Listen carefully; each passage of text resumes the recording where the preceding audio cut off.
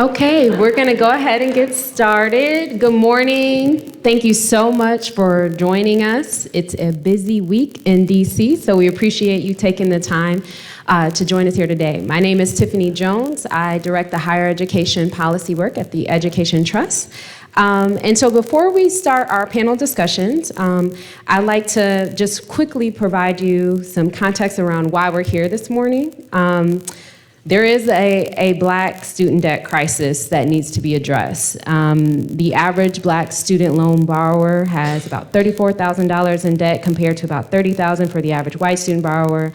And the 12-year default rate for Black first-time college students is more than 3 times higher than the default rate for white students. And we cannot address the Black student debt crisis without first starting to address some of the other systemic issues at play that impact Black students and families.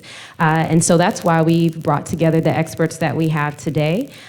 You'll hear from 2 panels of experts who have studied Black student borrowers in particular in various capacities. You will also have time to ask questions and to engage with these experts. And we'll have a conversation around what is the experience, what is the crisis, and how what types of experiences Black students are having, as well as what are some of the policy solutions that could work best for these particular students.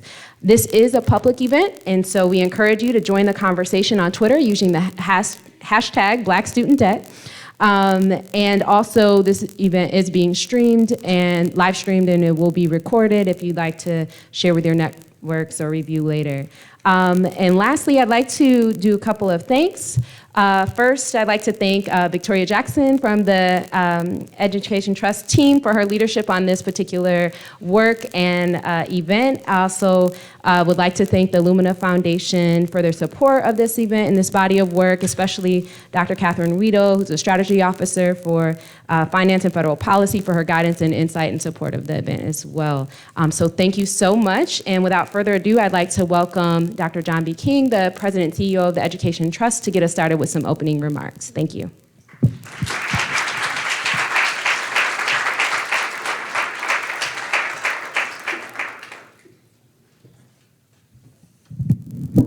Good morning, everyone. Thank you, Tiffany, for the introduction, and thank you all for being here today to talk about this important topic of why we have a Black student debt crisis in the country, and importantly, what to do about it. As a former social studies teacher, I cannot help but start any event without focusing on historical context and framing our discussion in historical context. You think about the Higher Education Act, now under discussion in Congress, that was first adopted in 1965. When President Johnson signed the Higher Ed Act, he talked about the importance of the role of education in American society.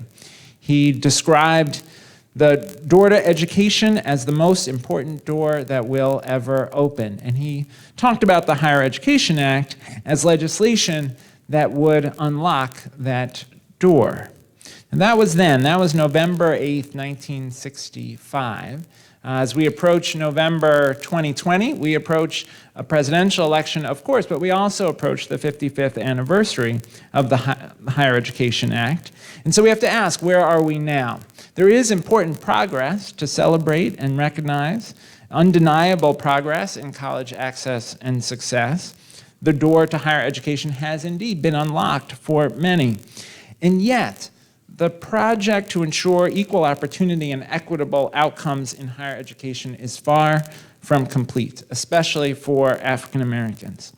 A college degree remains the surest path to the middle class, and yet a tragic marker of our continuing racial and economic injustice in our society is that the likelihood of African American adults holding a college degree today is less than it was for white adults in 1990.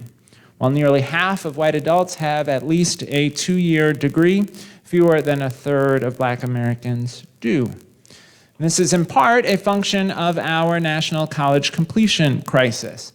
Only 6 out of 10 white college students who begin a bachelor's program earn their degree. That's bad enough, but for African American students and Native American students, it's 4 out of 10 students who start a college degree will have finished 6 years later. And what does that have to do with the black student debt crisis? Well, we know that 2/3 of African American students who borrow for college and don't finish end up defaulting on their debts. And in for-profit colleges, it is even worse.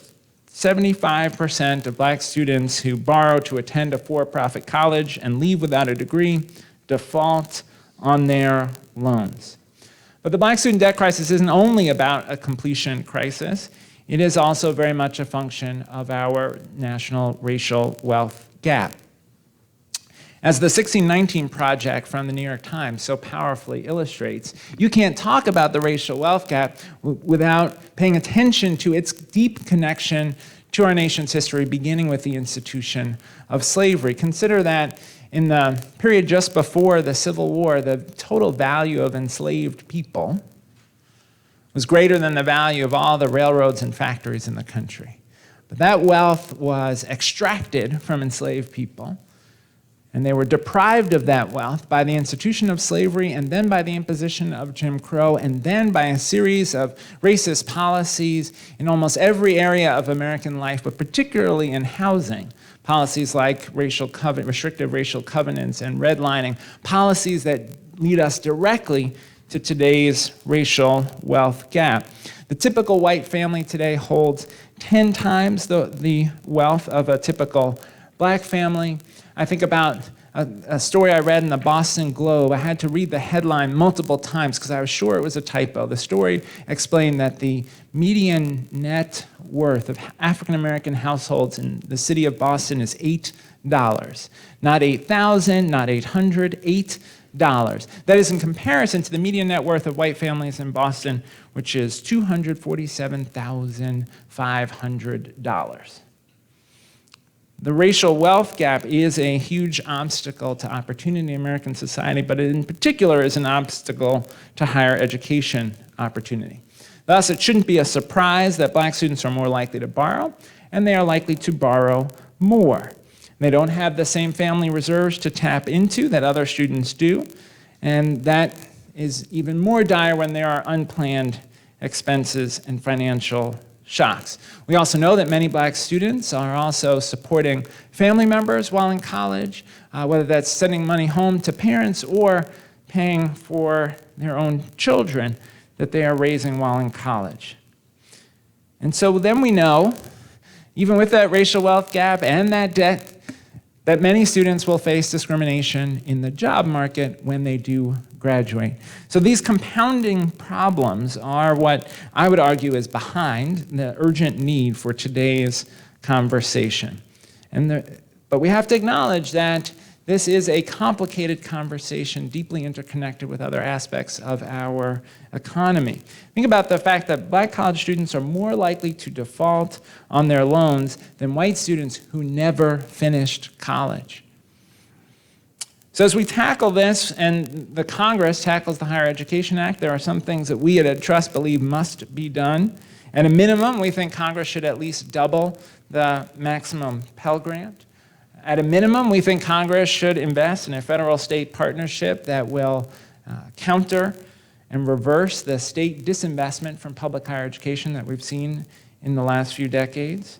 At a minimum, we think Congress should make a big investment in evidence-based completion strategies, the kind of strategies we see dramatically improving completion for students through the CUNY ASAP program or the work being done at Georgia State. At a minimum, we think Congress should simplify income-based repayment and the public service loan forgiveness program. If Congress doesn't act, we risk as a country falling further behind relative to our international competitors. Ultimately, unlocking the door to higher education is a start, but it's not enough. We must also disarm the tripwires and trapdoors in our colleges and in our economy that prevent black students from making progress on the path to the middle class. The scholars you'll hear from today will share ideas on how to do exactly that.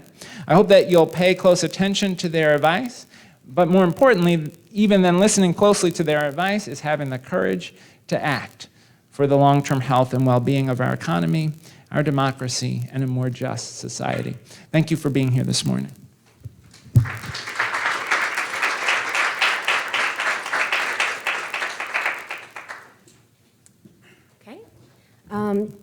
Please join me in giving another round of applause to Dr. King. And now I'd like to welcome to the stage Joanna Dargis. She is the staff attorney for the National Consumer Law Center. I'd also like the panelists for the first panel to also come up at the same time. She'll introduce you. Thank you.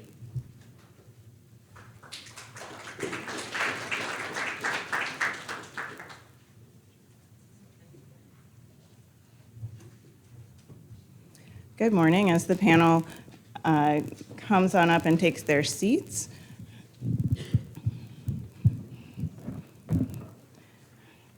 we're going to draw on that big picture that Dr. King laid out for us and start by giving you a chance to get to know the panelists a little bit. So I'm going to ask the panelists to kick it off by giving us each of them saying their name and their affiliation. And then we'll get a little personal right off the bat. So, Fenaba, will you get us started? And come on. Sure. Hi, everyone. I'm Fenaba Otto. I am the Lorna Jorgensen Wentz Professor of Money Relationships and Equality at the University of Wisconsin-Madison, and I'm currently visiting at Duke University's School of Public Policy. And I'm Dominique Baker. I am a professor of education policy at Southern Methodist University. Hi, good morning. My name is Krista Williams, and I am an assistant professor of higher education at the University of Alabama. Hi, I'm Cynthia Celestin. I'm a student at Georgia University. I'll be graduating May 2020. Thank you. I'm also the president of First Gen Mason, which is a student organization on campus where we focus on first-generation college students. So now that you have their names and a little bit of context, we're going to give you a little bit more. So just to kick things off, the story of student debt and paying for college is a story that more than 43 million people in this country share. And some of our panelists share that story of paying their way through college and taking on some debt. We don't all have the same story. And so I'm just going to give the panelists a chance to give you a bit of their own experience of how they paid for college and the role that debt may or may not have played in doing that. Start? Okay, sure. Hi, everyone. So I took on loans to go to college. I took on federal loans, and my mother also took on Parent Plus loans to go to college. So I have an older sister. She went to a public university, and I went to a private university. I just paid off my loans this June. However, caveats, this is 17 years after graduating. I had a 6-year deferment for graduate school, so I went to graduate school, and I also received assistance from NIH, so I won a grant from NIH, the NIH Loan Repayment Program, to help me assist. So I finished, I came out with about $33,000 worth of debt. I also received some scholarships along the way to help, so I didn't have as much while I was completing my degree. But this was very real. So I guess, I don't know if you can, based on that content or that information that I share with you, I'm considered amongst the older millennials. So I was at the cusp of this that we're talking about here today. And when I finished, and when I was in my early 20s, this was becoming very real, and this was a conversation amongst me and my friends about the amount of debt we had left school with and how we were going to pay it back. You know, you get that call 6 months after graduating, and it becomes very real really fast. This is a subject that I have been talking about and discussing for a very long time.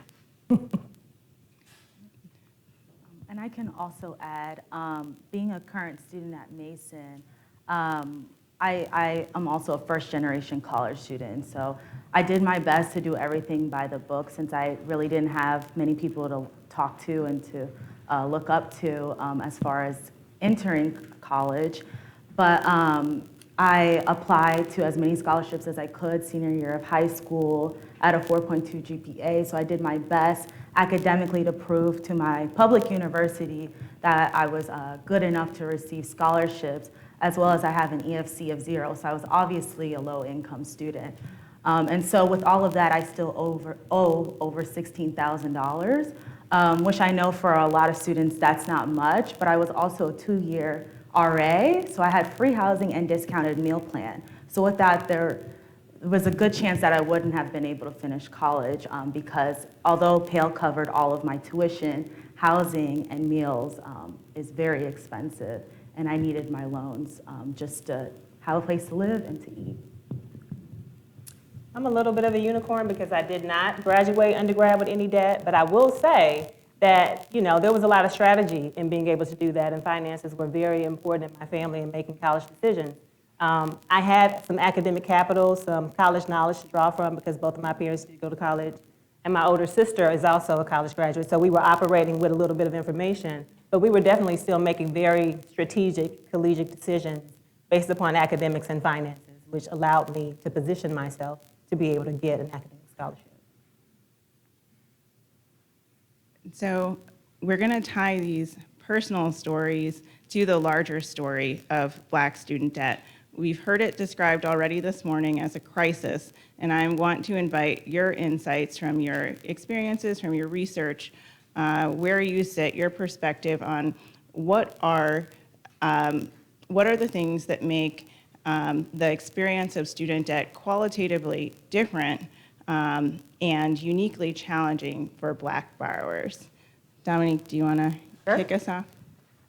So I've done a fair amount of research looking into sort of the debt burdens of students. So after students have left college or university, whether that's through earning a credential or just leaving, how are they able to manage their debt afterwards? Are they able to manage payments, those sorts of things? And also done interviews with students right after that 6-month period when we're talking about what is your experience like as you're trying to repay your student loan. And sort of consistently, I have found, sort of echoing what we heard earlier, that Black students are struggling in some unique ways that are in part because of a lot of structural forces that we see throughout our society. So one of the things that I've done is sort of look and see, are we talking about the fact that Black students borrow a significant amount of money? And if we get the amount that's borrowed down, that will help with their debt burden. Or is it that the jobs that they have don't pay the same as other people? And so if they just get better pay, then they'll be able to manage. Unfortunately, it's a both-and situation. These students borrow at the highest rates. Their families also borrow at the highest rates. And then these students also face discrimination in the labor market, which means that when they also have these higher amounts, they then also don't have the same amount of resources to pay back their loans. They're more likely to wind up in sort of circles of deferment or forbearance, to fall back on their payments to the point that they have defaulted on their student loans as well. And so these are all sort of interconnected, it was said very well earlier, these are interconnected issues that create a unique situation for Black students where trying to find ways to manage their repayment can be an excessive challenge.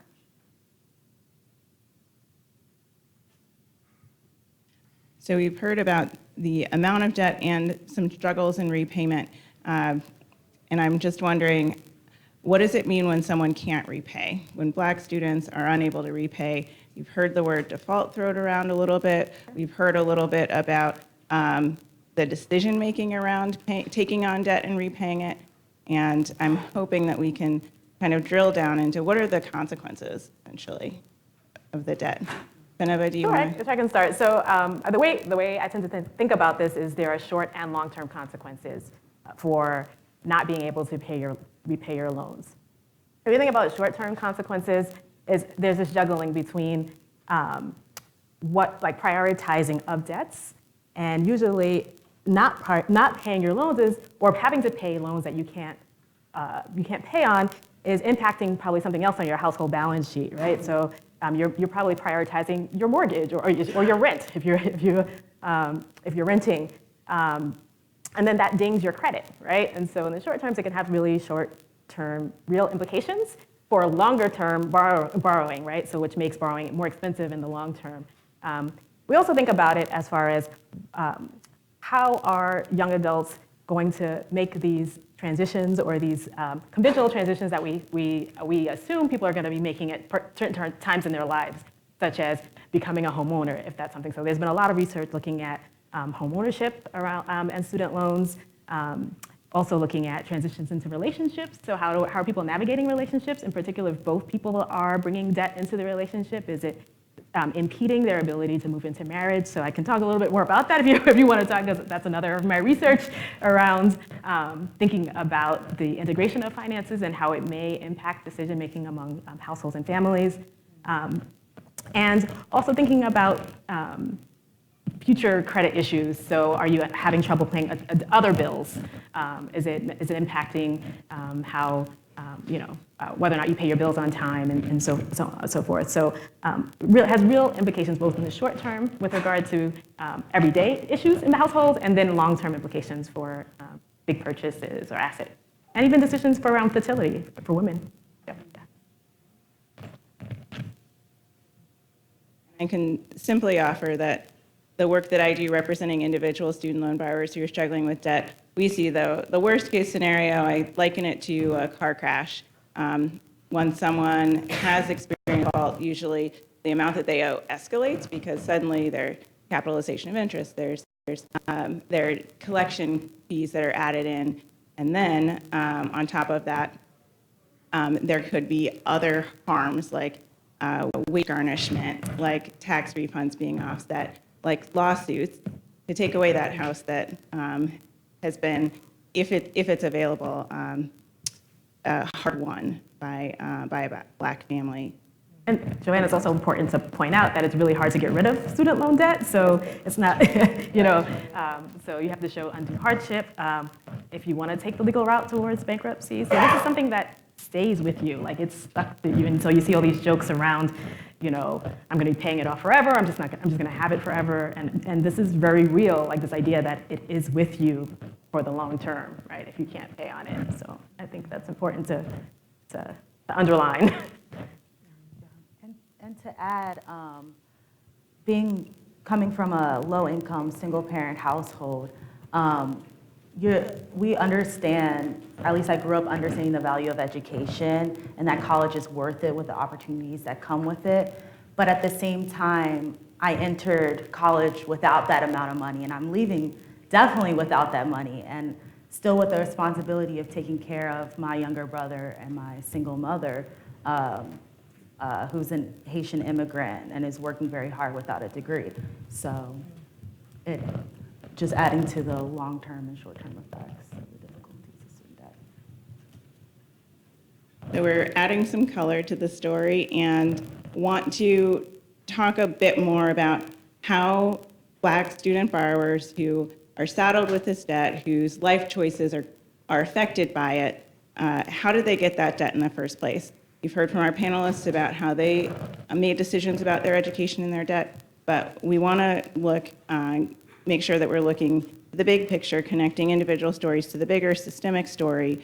So one of the things that we know might be a factor is that, like with K through 12 education, we see that Black students in higher ed are concentrated at particular institutions. So I want to invite the panelists to discuss how that affects affordability for Black students and the debt that they might need to take on to complete their education. And I'm wondering, Crystal, could you take us? Sure. I think I want to start off by talking a little bit more about that K-12 and higher education piece, because I think that's really important. And I think that oftentimes we think about higher education over here and we think about K-12 over here, when in reality, those things fit together in one holistic picture. The unfortunate situation is that a lot of Black students are concentrated in K-12 systems where they don't have access to proper preparation for college, let's be honest. And because of that, once they get into college, they then have to take things like developmental education. You may hear people talking about remedial classes and things of that nature. That is a costly endeavor because ultimately you're paying for additional classes that may not count towards your degree. So that's extending your time to actually graduating, and you're paying for classes that may not even count towards you getting that credential that you came for. Not to mention the fact that because you weren't adequately prepared in K-12, that means that a lot of these merit scholarships we're talking about, you hear people talk about, there's been an evolution from need-based aid to merit-based aid. Well, guess what? You're probably not going to qualify for that because you didn't have the appropriate opportunity to prepare to be competitive in that process. And so you're losing out in two ways. You're losing out because you're taking more classes that you have to pay for that don't count towards your degree, but you're also losing out because the money that does exist around merit aid, you're not necessarily competitive for. So that puts you in a unique position to accumulate a large amount of debt. Not to mention the fact that a number of black students are attending for-profit institutions. That is another very costly educational endeavor. Not sure that the market returns on those degrees are comparable, to be quite honest. I think a lot of the research would point to the fact that it's expensive to attend these institutions, the graduation rates are abysmal, and you could have gotten the same credential from, let's say, a community college at a much reduced cost and still had the same economic return. So when we think about these holistic pictures, you see a perfect storm for debt issues for black students. Yeah, I'll just echo that. I think we have a lot of research that talks about the trends in where black students enroll, that overwhelmingly black students enroll at institutions with the lowest amount of resources. We can talk about that sort of writ large, but in particular financial resources. That in some ways has been done purposely through underfunding of institutions like HBCUs or predominantly black institutions. That has also been allowed to occur in some ways with the way that for-profits are able to target certain individuals for enrollment. And so it becomes challenging because the spaces that are providing black students the best chances to be able to enroll in higher education are often also the ones that either through public policy decisions or through their own choices do not have adequate resources to be able to help those students afford to attend their institution, which increases the likelihood that they will borrow and that they will borrow large amounts. We're painting a picture that is a little bit dire because I think the circumstances tell us that that's where we are in the world. So let's get down to what's happening at the institutional level. We've got these for-profits. Happy to hear more about their incentives and whether they're serving or exploiting students, that kind of stuff. But what's happening at the institutional level? What's happening at the state level? What's happening at the federal policy level to contribute to this debt that black students are taking on that is at crisis proportions right now? I think one of the things happening at the federal level really evolves around Pell, to be completely transparent, because I think the numbers are somewhere around 60% of black students use Pell to be able to afford college. It may be different now, but I know well over half. And so if we think about the purchasing power of Pell and how that has decreased over time, it has a particular impact on black students who rely so heavily on this award to be able to afford college. And so I think the conversations around the purchasing power of Pell, or to say it differently, the cost of education and the amount of that's covered by Pell and how that has reduced over time and continues to reduce, is particularly problematic when you have such a mass population of students who really need that amount of aid to be able to afford a college degree. I would agree. I think what we see is over time this shift away from the purchasing power of the Pell and state assistance and aid to families and students who have to pay a larger share of their college costs as college costs are rising, right? So the burden, the financial burden or the financial risk, however you want to say it, has shifted disproportionately towards students and families, and in particular black families, as you said, who are relying on the Pell Grant that has declined over time.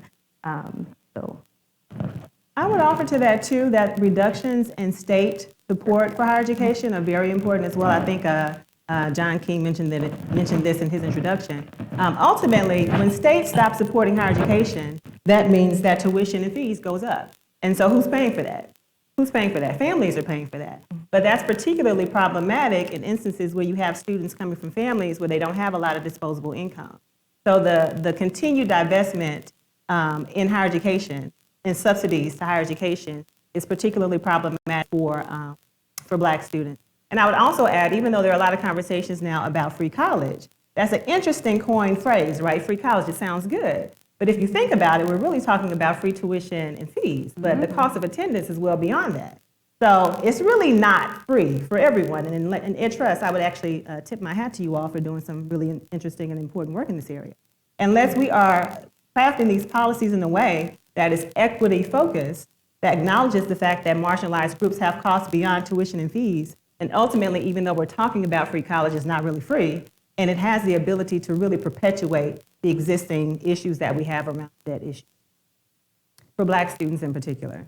No, I think that's completely fair. The only thing I was going to add, because I wanted to make sure that we talked about the sort of state's role in this, is in particular, we've also had a shift around how states fund institutions. So we've had both a shift in how much states fund institutions, but also how they do them. And so this is something that we generally refer to as sort of like outcomes-based funding, which is the idea that a certain portion of the funding that goes to college and universities is tied to some of the outcomes that are happening at that institution, whether that's how many people graduate or all sorts of pieces. And what you can see is that if you're not careful with how you design this, you sort of reward the institutions that are already doing well, and you pull resources away from institutions that might need the funds the most to try to help their students. And so we've got multiple competing policies that create a scenario where the institutions that Black students attend the most are also the ones that have fewer resources, that get those resources pulled away from them, when if we think that we have some sort of idea of what a quality education is, a lot of very good research points to the fact that quality education is tied to the amount of resources that are available for academic enterprise, for being able to sort of commit that money to the learning experience of students. And so pulling money away from an institution is going to cut those funds. And to the point of institutions, I think also the back and forth at the federal level on regulating for-profit institutions, again, has the ability to have a drastic impact on Black students when we see that a number of Black students are concentrated in those institutions. They're very expensive to attend, and it's not clear that you really get the return on it. I think that makes sense, and I want to invite Cynthia to talk a little bit about, you didn't go to a for-profit school, you chose your public state institution. Can you talk a little bit about how changes in state policy or institutional policy might affect you or your peers here on campus right now? I would say the biggest federal policy that helped me the most at my time was year-round Pell. And I know there was a lot of controversy about that. But if it wasn't for year-round Pell, there was no way I was going to graduate this May. I was able to take 2 courses while working full-time, 2 online courses while working full-time. And that was because my Pell covered all of my tuition costs, as well as now this semester and next semester, I have a lighter load so I can work more and not have to take as much debt.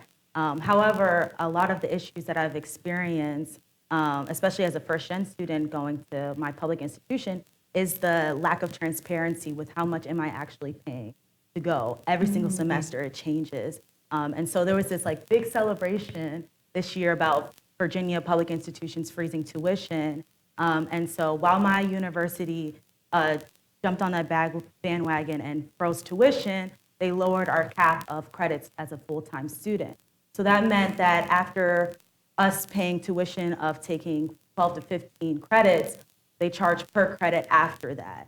And for most of us, 15 credits isn't gonna cut it. Some of us need to graduate early so we can stop paying this rent and go somewhere cheaper than Northern Virginia. And so it's frustrating because it's announced in May, and a lot of us have to work in order to even just do that first deposit so we can take our classes. And fortunately, Mason does recognize that we have emergencies and has provided emergency funding for a lot of us. And I've had friends that have taken advantage of it, although there are times when it's hard to access it. But a lot of my friends that took that emergency fund was DACA recipients.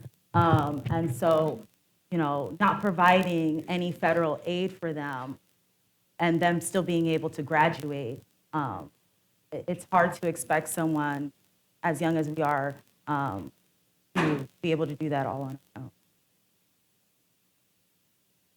I know we started to get at some of the federal policy issues that allow for-profit schools to saddle students with debt. And just to draw on my own experience representing student loan borrowers, many of whom are people of color and Black borrowers in particular, one of the things that I've observed in my work and in my clients' cases is that the lack of enforcement at the federal level, the lack of enforcement at the state level that allows these for-profit schools to continue to operate is definitely a big factor that is contributing to the student debt crisis.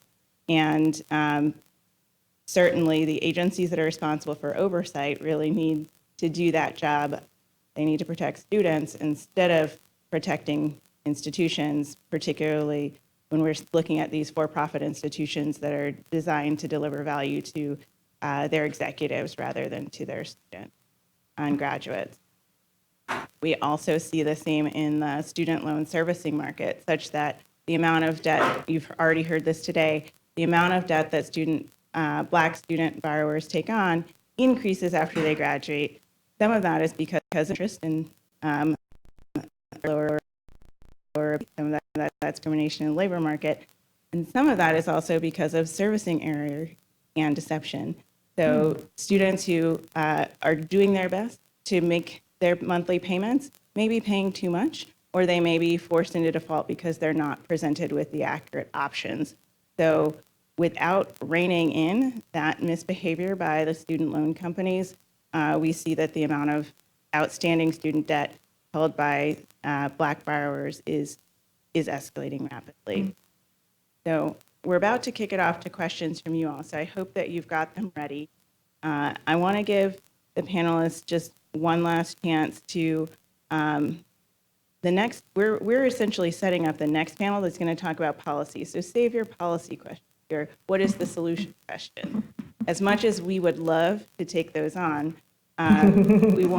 we really, really want to hone in on the problem. So if you have questions about the problem, please raise them. And a lot of what we focused on this panel is about higher education policy. And what Dr. King laid out a bit was the grander scheme. How does higher ed fit within the structures and institutions and history of this country? So just wanted to give you all a chance to give some framing thoughts before we draw some conclusions, or some questions from the. Should I start off? Go for it. We all looked at you. Right? And that's a great question. And I guess I'll just say that there is this idea in the United States that higher ed, especially a college degree, is the pathway to middle class stability and financial security. And the work that we're doing, and a lot of others on this panel, is showing that it may get you there, but for Black borrowers, it's disproportionately, that financial risk is disproportionately high for Black families and students. And so I think all the work that we're doing and is trying to get this message out, that coupled with the pursuit of a college degree, and I want to underline getting the degree, although with defaults, we still see high rates of default even amongst Black borrowers with college degrees, is probably the surest way to get to that middle class, but that middle class life is vastly different than in comparison to our white counterparts if you are carrying all this debt in the process. If you're paying it off through those early young adulthood years, you're making trade-offs between being able to accumulate assets and make long-term investments, or paying more to acquire other assets. So it's a very different picture if you're doing all the same things, but you have these high loans and this debt burden that you're carrying along with you. So I guess mine would be just from a framing perspective, and I'll talk a little bit more about this later. I always try to think about the fact that close to half of all college students do not borrow to finance higher education. Beyond that, most students who default on their loans, so don't have the ability to repay, have very small amounts of debt. Generally speaking, less than $10,000, definitely less than $20,000. And with that, generally speaking, if those students earn a credential, they are pretty good to go with being able to pay off their debt. If they go to graduate school, they are even more likely to be able to pay off their debt. All of those things are a frame, but all of that is generally not true for Black students. So when we talk broadly about this, I always want to make sure that we're thinking this is not all college students. We're not talking about people generally having $100,000 in student loans. If you have that, you went to graduate school more than likely. And so we can talk about all of those pieces.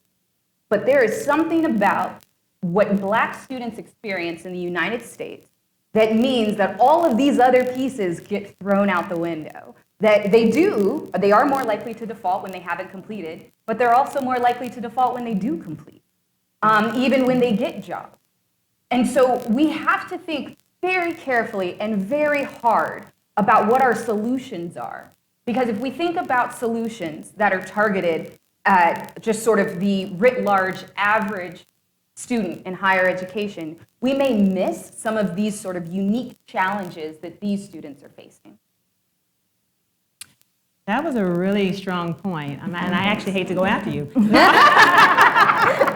But I know, to piggyback on what you said, I do feel like, there is this point of disaggregating the numbers, because if we look at these percentages overall, you're probably missing a good part of the story, especially when you're talking about marginalized communities in general, but specifically here when we're talking about Black students. And the other thing that I would say that's related to that is that to really understand this student debt crisis, you have to understand the financial conditions of Black people. And if you're not having that bigger conversation, then you're not going to be able to contextualize what we're talking about when we're saying that debt looks a particular way, it has a particular flavor for Black people. And that's because of the economic situation of Black people in the country. So I think in terms of framing, we have to make sure that we have that larger narrative to contextualize this specific conversation. And I think they said it best. I had the opportunity. So there's some folks with mics who are going to come around. If you have a question, please raise your hand. They'll bring you a mic so we can hear you loud and clear. You've got someone in the front row.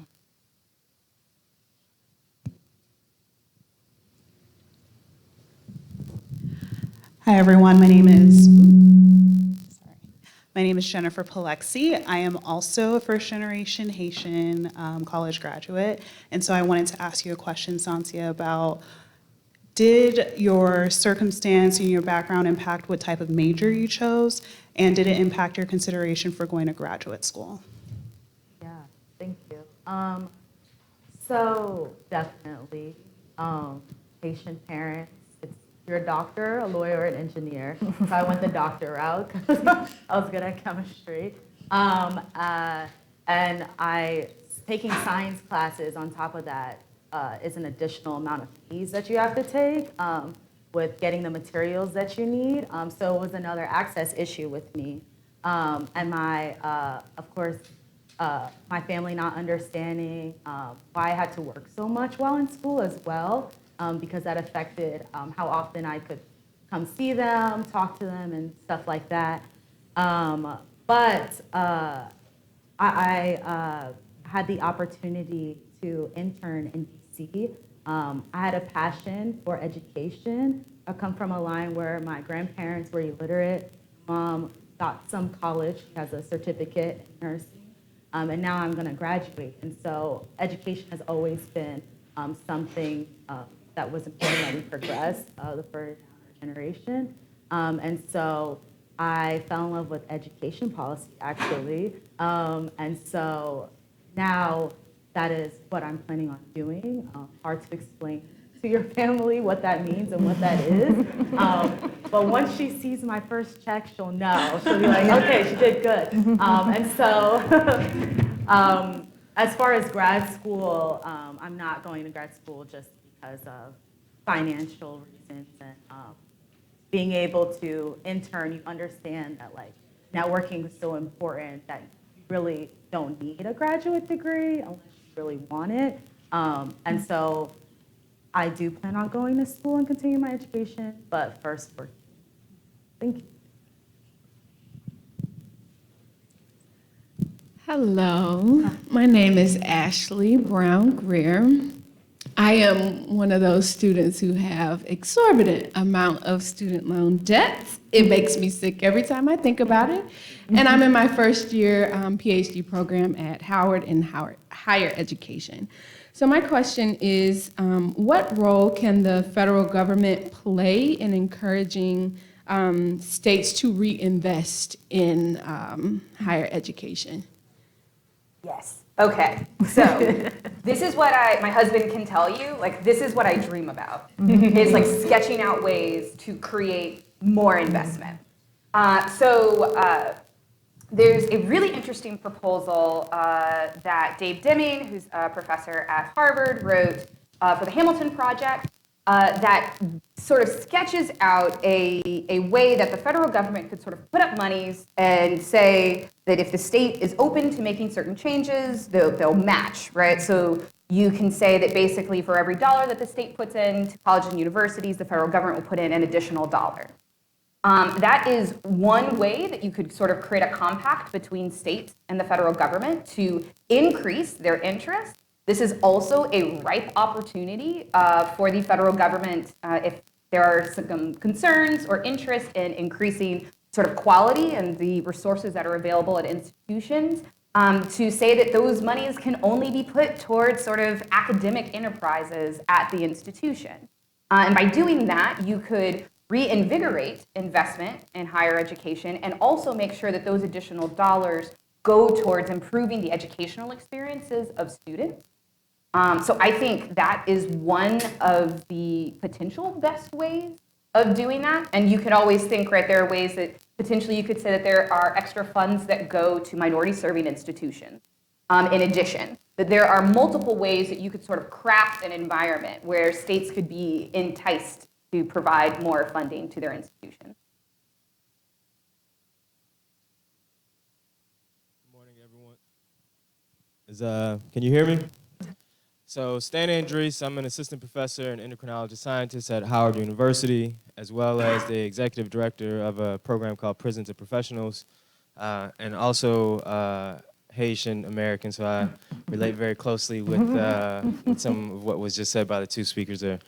My question is that I appreciate how you broke down this idea of student debt and how the picture is different for Black folks.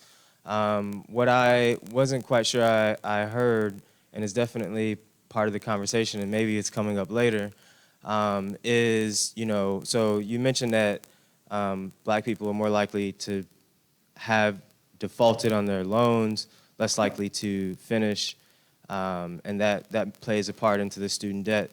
From my experience and from my understanding, a large part of that is incarceration. So I know through our program, we work with a lot of the people that we work with have defaulted on their student loans, started college in many cases, and didn't finish because of incarceration. And then once they have been incarcerated and once they're in the system then makes it very difficult for them to get back into college. And so I know we'll be talking about Pell grants for incarcerated students and looking at the schedule tomorrow, but how does that play into the picture? And what are your thoughts on that and addressing that issue? Anyone on the panel who wants to jump in can. I can jump in. Do you want to? Okay, so what I'll say is that generally speaking, data is an interesting thing in the United States, I will start with. So when we try to track this information about students, we are often relying on sort of semi-regular, nationally representative reports that tell us how students are experiencing college and universities in the United States. With that, it's actually really tricky to know what the unique experiences are of the currently or formerly incarcerated individuals in the United States. So this is a big flaw in the way that we collect and understand data. So part of the reason that most of us up here cannot provide that much information is that there is not good data that would give us information to talk about what the trends look like, how reliance on student debt for currently or formerly incarcerated individuals shifts. And so I think that is a good sort of clarion call, potentially, that these are the types of things that it might be very useful to have more information about. And those types of information, I will say that the Department of Education's National Center for Education Statistics normally does a sort of open call when they're interested in seeing are there new pieces of information that we as the public think are necessary for us to better understand what's happening at colleges and universities. These are the types of things that it would be very useful to talk about. And I know, at least for me, because I can't answer your question, it will be a thing that I will talk about if I am asked. And I will say, we're going to wrap it up and move on to more policy solutions. For my work representing borrowers, some of whom are formerly incarcerated, there are some tools available to deal with the back end, the accumulation of debt. If you serve enough time, then there are certain remedies available. And certainly on the front end, we've got to make sure people have access to get into school and continue their education. I will just plug that mass incarceration might be one of the reasons why we've got a panel of women sitting in front of you. And I think that the next panel will have men on it. And they might dig into more of those factors. So please join me in thanking our panelists and welcoming the second panel where we'll explore this topic.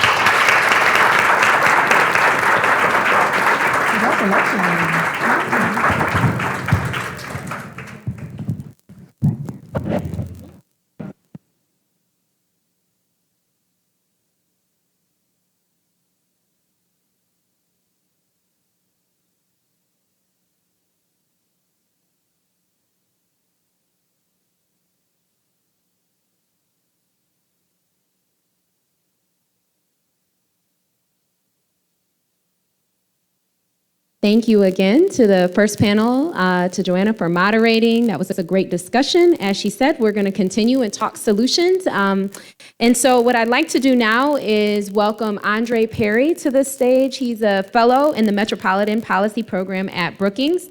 And he will get us started with the next panel. And the panelists who are also on the second panel can come forward as well. Thank you. Thank you.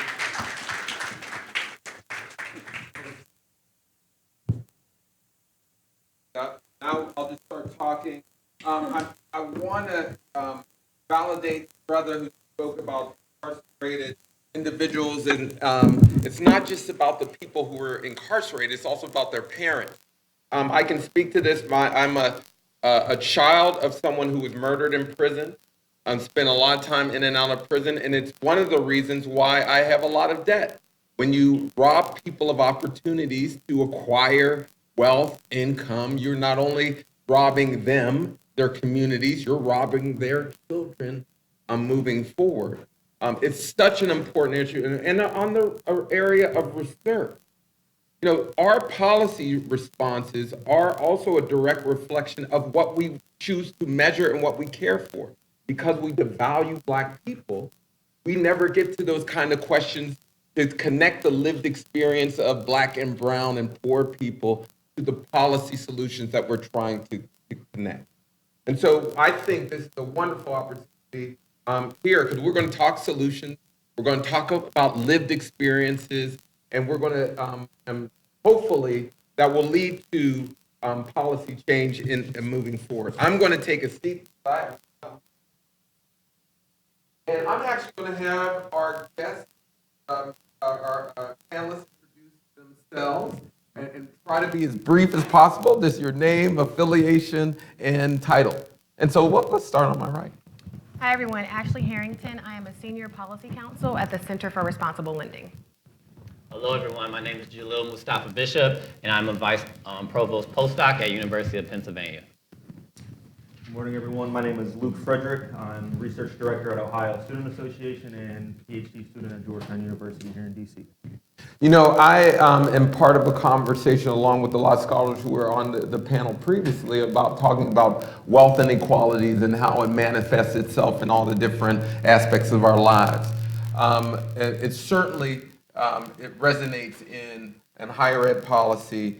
Just to give you a little some stats, a black family with a college educated head is only, in terms of wealth, only has $70,000 compared to a white family with approximately $268,000 in assets. That plays out in our debt forgiveness plans. How should debt forgiveness consider wealth when in our policies? And I'll start with you. Thank you. So definitely debt forgiveness policies have to be targeted, and we want to target the students who are struggling the most, the families who are struggling the most, and we must find a way to consider wealth, not just income, when we think about how we structure both debt forgiveness and income-based repayment. And if we're really talking about targeted amounts, we recently did a report with a number of civil rights orgs where we found that even if we just did $10,000 of across-the-board loan forgiveness, that would have a significant impact for low-income people and people of color, particularly Black borrowers. I think on the earlier panel, someone mentioned that 90% of the people who are in default, one, are low-income students, so Pell eligible, but also they're on defaults for amounts less than $10,000. So if we took out $10,000, we would help the majority of the people who are in default, and we would wipe out 40% of the people who have debt would have no debt after that. And we would significantly help other people as well. So if we even start at a small amount and then think even more about how we target additional relief for populations of color, then we can really make an even bigger impact. Jalil, want to add on to that? Yeah, I mean, I think it's important to step back and think of, take seriously, I think your opening comments around the idea that we live in a country and a society that devalues Black people. And I think whenever we're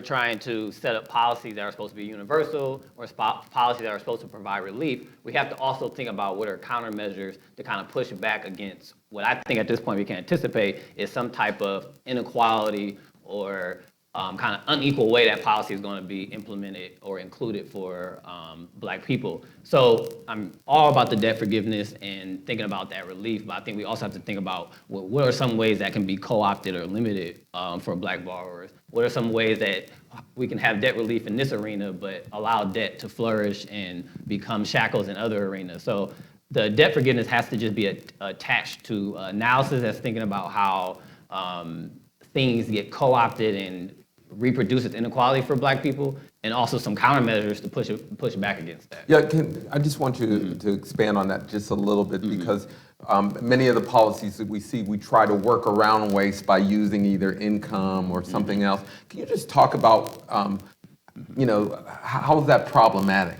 in terms of working around, and is there a proxy that is will touch upon Black or inequality, race-based inequality? I mean, I don't think that there's a proxy, and I think we have tried this many times to use class or geography or so on as a way to capture the ways that racism functions and limits Black lives. And I think we have enough history, enough evidence, enough policy failures to show that you have to be able to confront and tackle race head on.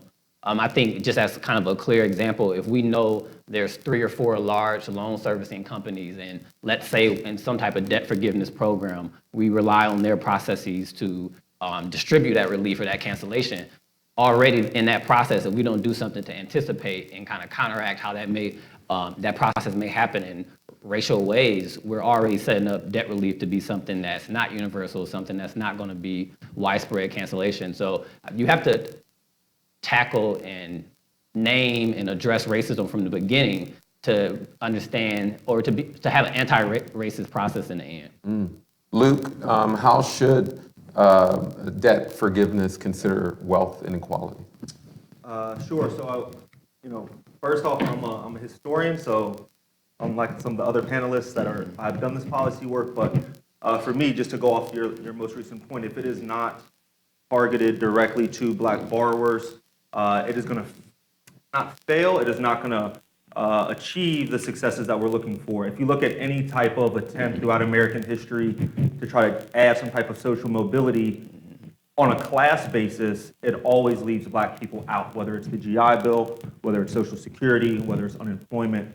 And so or even affirmative action, quite frankly. So I think it has to be directly race-based for it to be successful. And at this point, I think it should involve the reparations conversation, because the fact of the matter is higher education in the United States was built on slavery, by racial segregation, by redlining, and even today is supporting mass incarceration through campus police and shootings. And so I think we should take a macro approach. I mean, any help is going to be, I think, welcomed, but I think we should try multiple different approaches, not only for the people that already have debt, but folks that are still wanting to go to college, because the fact of the matter is, college still is the best sort of way to climb that economic ladder. But we still have to do more to make sure that, as the previous panel said, that graduates are ending up in the same place, which is not happening right now. So I want you guys to think big. And don't limit yourself to what's currently on the menu in terms of policy. Yeah. But what kind of policy can actually address the affordability issues? So I think what everyone has talked about today is how this problem has so many different roots and so many different pieces that we have to address. And so yes, we want to target it, and we definitely want to target for Black students, realizing that even some of the policies that you just named, when they first started, were exclusionary, right? Mm-hmm. Students of color, Black students, didn't have access to GI Bills when they first were created. That was a recent thing. They didn't have access to FHA loans and all the things like that. So realizing that and recognizing it and talking about it, and realizing all of the things that affect the economic future of Black families, right? So Black families are not just more likely to have student loan debt, they're more likely to take out payday loans. They're more likely to pay more for credit, because we have this idea, going back to the devaluing of Black lives, that it's okay for Black people and poor people to pay more for everything, including credit. And what that ends up being is that if you pay more even for credit, then how do you ever get unpoor, right? Like if all of your credit costs more and takes longer, then you are always going to be in the same situation. So debt forgiveness, we need to drastically reform income-based repayment, make it simpler and easier to access, one payment, make it shorter so that you're not paying back your student debt for the rest of your life. It shouldn't be a 20, 25-year commitment. That's a mortgage. That's not higher education. Wow. We can lessen that to 15 years, even 10 years. We can make it so that the payment is actually affordable based on 8% of your income, not 10% or 12% or even 20% for some of the older plans. And we can also base it on a higher level, on a level of income that actually reflects the cost of living today. So right now it's 150% of the poverty line. That should be at least 250%. The poverty line is inadequate to address what it actually costs to live in America in any community, even the poorer communities, right? So we have to recognize that. We have to do something about not just for-profit colleges, payday loans, auto lending, discrimination, all of those things that really affect how students come to school and then what happens to them when they leave school. I just want to be clear. What's your Twitter account? Y'all should have been tweeting some of this stuff out. What's your Twitter account? ACH Esquire. You have that? Jalil, what's your Twitter handle? I'm actually not on Twitter. What? I'm not on Twitter. I'm not. Are you on the dark web? It's coming up. No, that's where my positive solutions are. On the dark web. That's okay, I'm not on Twitter either. So Wow, okay. But still tweet out when you hear something that resonates, make sure we're tweeting this stuff out. Jalil, answer what on kind the question of of affordability. So I think we, on the earlier panel, we started to engage with the idea of free college, and free college being this misnomer that is happening right now. And again, applaud Ed Trust for, I think, being a leading voice on calling out free college as something that's not really free when we think about the full cost of attendance. And something that's key that I think we're all naming is that policies can be universal or seem inclusive in name, but in process and practice, they are not. So if we're looking at free college and it's being launched across many different cities, being launched across many different states, and they're mainly focused on tuition, but we're looking at Black students that we know are already qualifying for federal aid and state aid that already covers their tuition.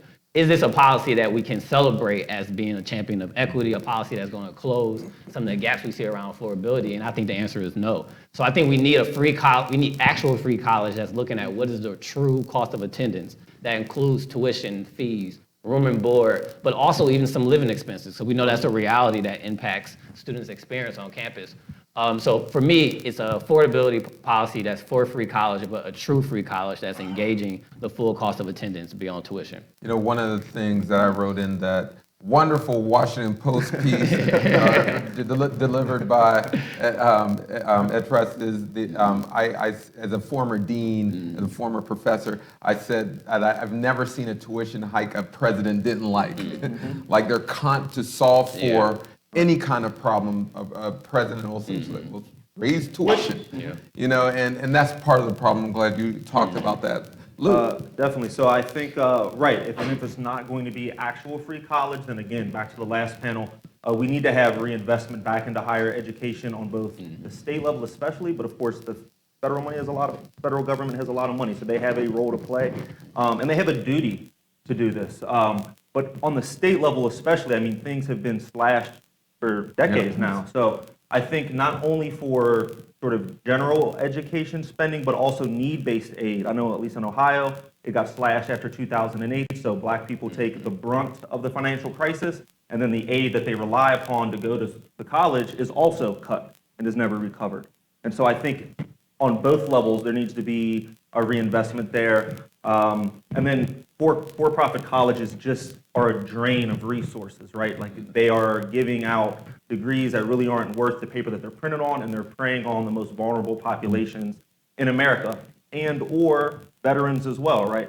Which is a very old tactic that goes back to the GI Bill. And so I think reining them in just allows us to have so many other resources at our disposal, especially for this need-based aid. Another thing is if you look at spending levels when this state divestment starts, this is when mass incarceration spending rises.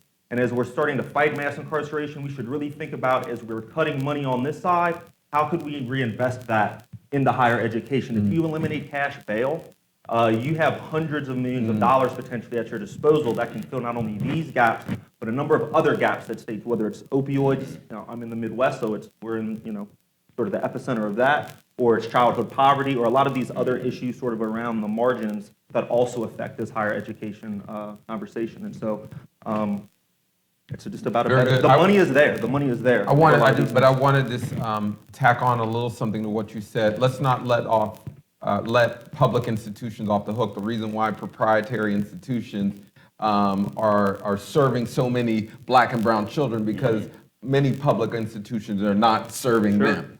And so there's a demand there. Absolutely. People want an education. And so we do need a regulatory environment to address these nefarious actors. But we also need a regulatory environment to address public institutions that are discriminating against black and brown children. I want to move on a little bit, move on to the significant role HBCUs play. And I hear this every time when there's a problem in terms of staffing or in terms of finding wonderful people, institutions say, well, I'm going to develop a partnership with an HBCU. Like that's always the thing, And so they play a significant role in society. We look to them for leadership.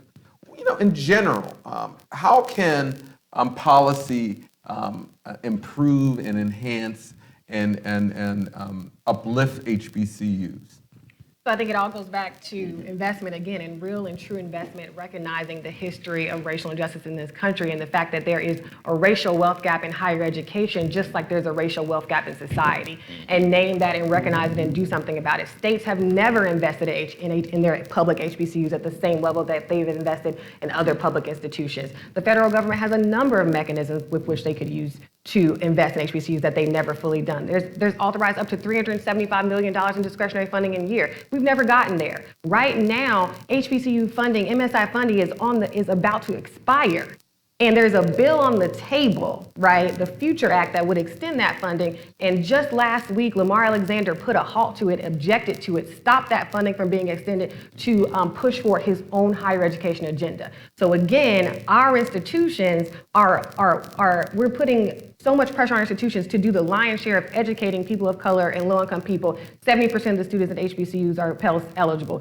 Over 80% are Black, and it's even higher at some institutions, right? But right now, we are willing to let that funding expire. Well, some of us are willing to let that funding expire so that we can do other things that we think were more important, but really don't even do that much to address the higher education debt crisis. So we have to invest in our Black institutions, and that's not just HBCUs, that's our Black banks, that's our Black churches, all of these things that are really the cornerstone of our communities and have the best chance of actually alleviating the debt crisis. Jaleel? I mean, I just want to say, you know, we treat Black institutions like Black people. Absolutely. I mean, that's the point. Right. And I think, you know, on that same line, if you are, I think when we talk about investing in Black institutions, we sometimes see that as just giving funding, but we have to understand how the inequality across just spheres of forms of finance. I think we have to look at what's HBCU's ability to fundraise, what's HBCU ability to raise bonds, and all these different methods and ways of how institutions make money. I think we need to dive deeper into the financing of higher education to understand what are some of these other arenas besides just the federal government, you know, maxing out the appropriation for HBCUs so that we can understand these other revenue sources that aren't being tapped into, that aren't being fully utilized for HBCUs. The other big piece on top of that is that we have to see HBCUs as kind of on the frontier of what it means to educate and value Black students. I still think so much of our energy in higher education is, you know, the Ivy Leagues aren't letting in enough Black students. The Ivy Leagues aren't letting in enough Pell Grant students. And that's a conversation worth having, but at the end of the day, they're not going to move the needle in the way that HBCUs will in other institutions where Black students are. And I just think that we need to have a shift in what we see as leaders and pioneers and game changers in the field of higher ed. And that's honestly just not the Ivy League institutions, but we put so much energy and time into those particular institutions as where we're going to see, you know, this massive change. Luke?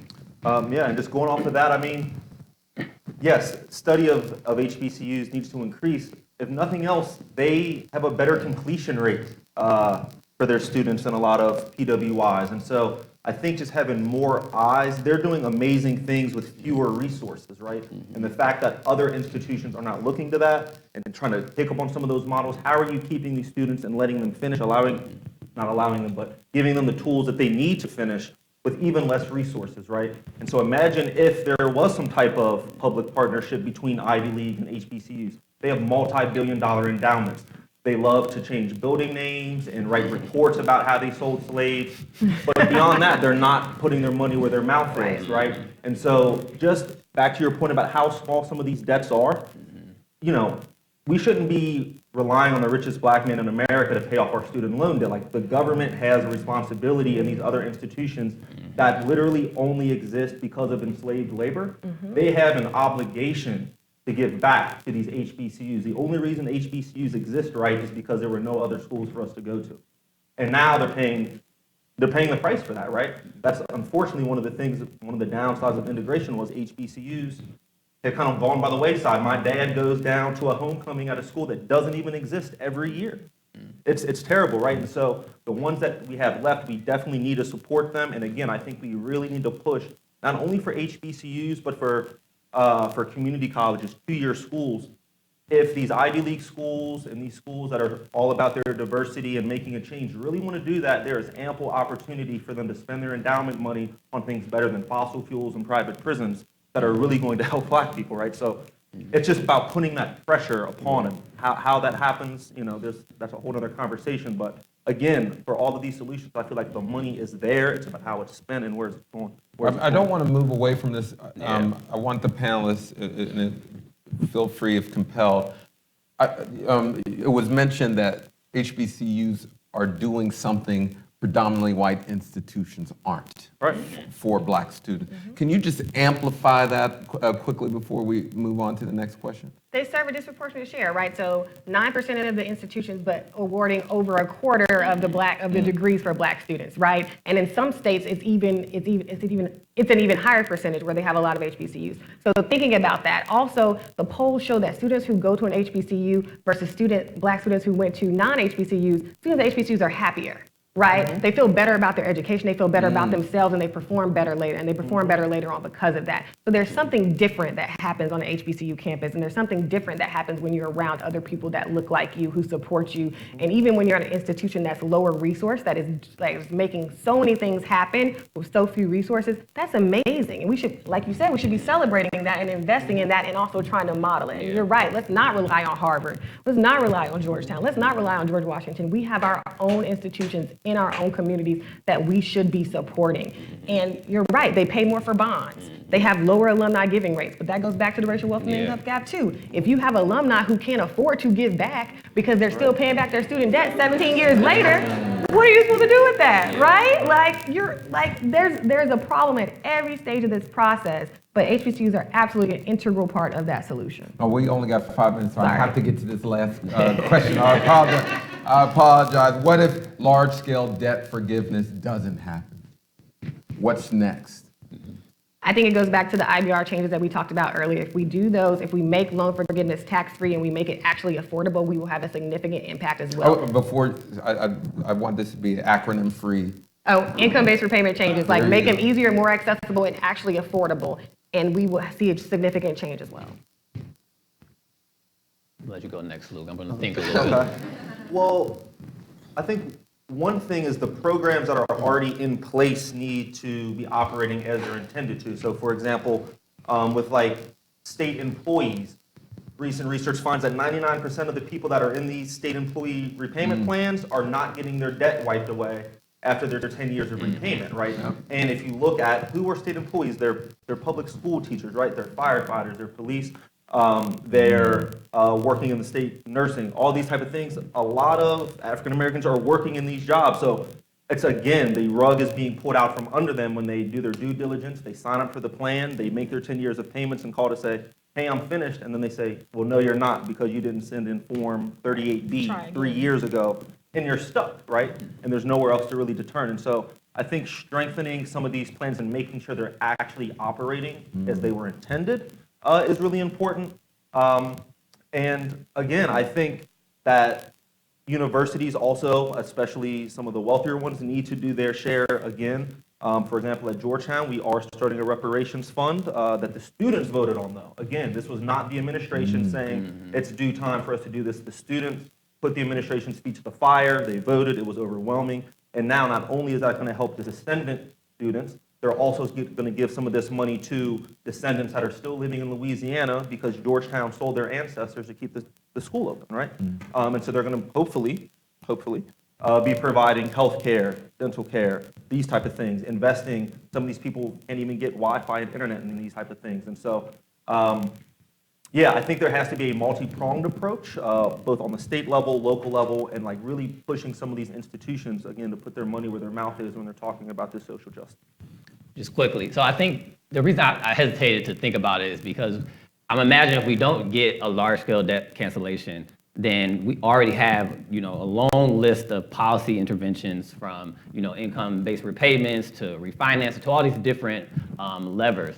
But I also want us to remember how we even got to this point of having debt cancellation be a real solution or a policy proposal on the table. And I think that if we don't get debt cancellation, it means that we need to also return back to what got us here, which I think is the organizing, building coalitions, building partnerships across the different arenas and sectors, and realize that debt cancellation in student loans and in other sectors is something that we need. And the way we get it is doing research, is coming up with policy proposals, but it's also organizing and movement building, and that's something we should return to as much as we should return to some of these other policy levers. And like Luke said, maybe we should put a focus on the student, because I see what's going on around the country. Yeah. Young people are stepping up in different policy arenas, and this is one that we should see a lot of movement. And if I can just go back to I forget the gentleman's name that asked about mass incarceration. From where I'm from Cincinnati, Ohio, I was really thinking about this. The people the men at least that I know, you either finished college or you went to prison. That's it. Not went to college. You either finished college or you went to prison, and even some of those people went to prison. Where in Ohio, they're going to be put to labor to build the desks and the tables and things that are then sold to state institutions, right? And so I think, again, there needs to be, the bill is coming due for some of these things. We can't be locking people up, taking away their opportunities, and then forcing them to build the things that others are going to enjoy in their college. I think the connection between higher ed and incarceration is more real than we think. If you want to really capture a customer or an audience, especially in the Black community for men. We're not trying to capture anyone though. But if they are, but right, but Yeah, if they they are, are. it's either going to be in a for-profit college or a prison. These are two sides of one coin, and in fact, they have a lot of partnerships that go on between them. And so I think it's more of this deep dive research into these type of things about how incarceration and education are intertwined. The school to prison pipeline isn't just about high school, right? It goes all the way up through college and university. So. Questions? I know we had a very engaging conversation here. It's time to take that engagement to the audience. Questions? Raise your hand. Don't be afraid. There we go. Good morning. I'm a Congressional Black Caucus Fellow. Wanted to know if the panelists could speak more to how we equip students to kind of make these larger scale changes and make some noise on the ground so that federal and state actors can do their part. I'll jump in. I mean, I think the big part, and this can be from faculty, staff, whoever on college campuses, is helping students understand, I think, higher education policy as a student activist issue, and not just in the sense of campus climate and some of those issues that I think we discussed a little bit more, but understanding what's happening around student loans, what's happening around affordability as being a student activist issue. And I think students are, in a lot of ways, are already doing this, but we would benefit on both sides if we made better partnerships and more intentionality around it. I think what we have heard today about debt, is depressing in a lot of ways, but I think it also is opportunity. If we all are carrying this kind of collective experience and this collective burden, that also makes it a little bit easier to do some collective organizing. So I think that's something to kind of hold on to as you're working with students and just working with everyday people who are all sharing this kind of collective experience. Yeah, I'd agree with that. I think it's about giving people the information, making it accessible and understandable, put it in small bites. People have a lot going on. A lot of other stuff is not necessarily that they don't have the capacity to understand. They don't have the time, right? Like, students have a lot going on. Everyday people have a lot going on. It's a privilege to be able to sit up here and talk about this all day and recognizing that. But I think there's a role to play. The NAACP has student chapters. Fraternity and sororities, I would love to see, AKA, as an AKA, I would love to see the Deltas. I would love to see all of the fraternities and sororities put student debt as part of their platforms, that they trickle down to the colleges and campuses and start there. We have a number of institutions. We have an infrastructure that we could work with to move this conversation forward and to get students involved. Now, I want to also just point out that we also have examples of people stepping out. Let's not forget about the University of Missouri football students who stepped out for that brother, and it absolutely, the president of the system resigned in wake of that news that we're going to not play a game. Jamil Hill wrote that compelling article about athletes should go back to HBCU, premier athletes should go attend HBCUs. So we have examples. Grambling University football players have done some work. We have examples in athletics and in student bodies of folks demanding change. And I think just as more key examples around debt, a great resource if you haven't looked into is the Debt Collective. They have done, I think, some of the most progressive work around student loan debt. Through their organizing, they have got over $1 billion worth of student loan debt canceled. I think that is an example and a model that's not talked about enough, and they're doing amazing work. I think, again, you would not be talking about student loan debt cancellation without the movement for Black Lives and being able to show us how debt interlocks across Black lives and experiences. So there's all these different models and examples of how debt is being raised, how the interlocking of debt is being brought to the forefront that we can look to of how to do this work, because it's already happening. Question, next question. So thank you all. That was a great panel discussion. So to jump back, and again, Stan Andrees, assistant professor at Howard University College of Medicine, to jump back to the topic that I brought up just in the first panel on incarceration, and to comment on what you said there at the end, this idea of how in Cincinnati, so I'm from Ferguson, Missouri, and I could attest similarly, like it's either college or prison, or both, right? Or death. You were talking Ferguson.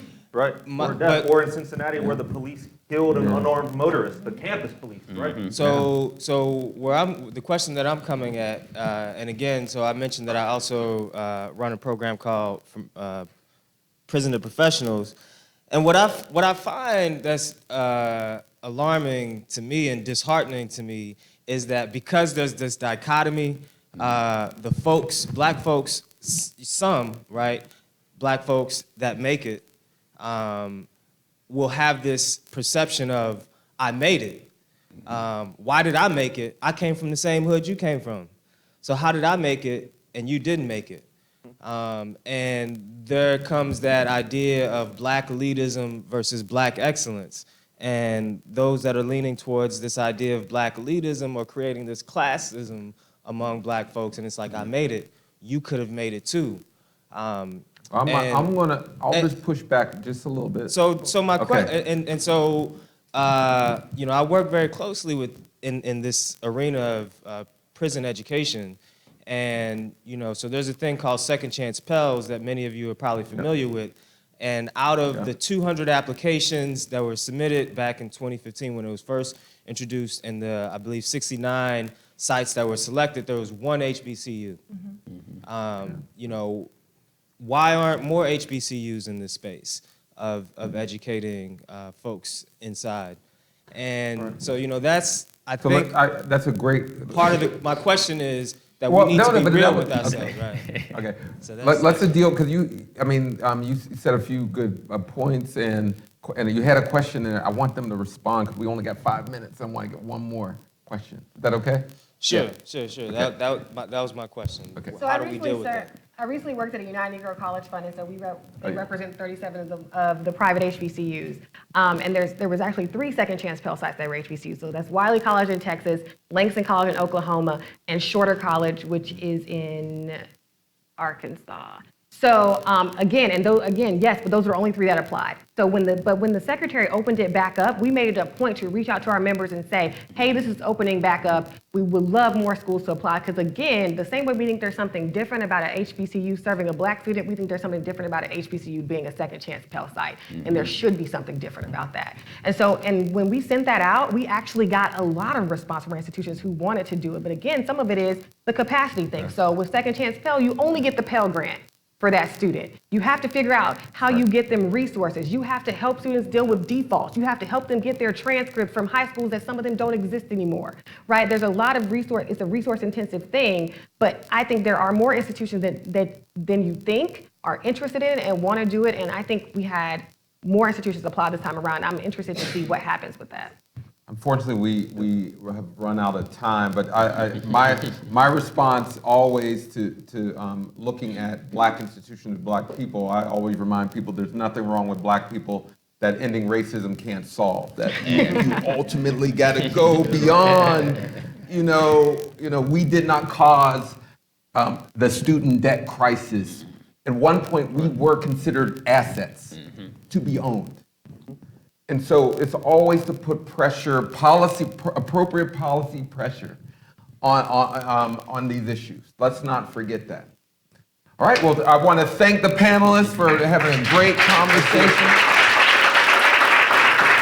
And who's next?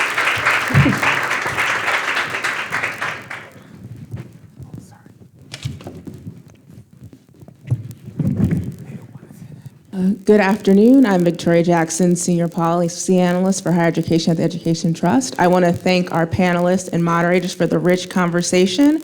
I want to thank all of you for taking time out of your busy schedules to join us today. And we hope you took away valuable information about the student debt crisis, importantly, solutions to the crisis. This work is incredibly important to us at the Education Trust, and we plan to continue it with doing a blog series on solutions to the crisis that some of our panelists have contributed to. And for those of you who just can't wait to read more about solutions to the Black student debt crisis, the Washington Post released an article last Friday that contained portions of the author's essays, and we have copies of those for you on your way out. Thank you again for being in attendance, and have a great day.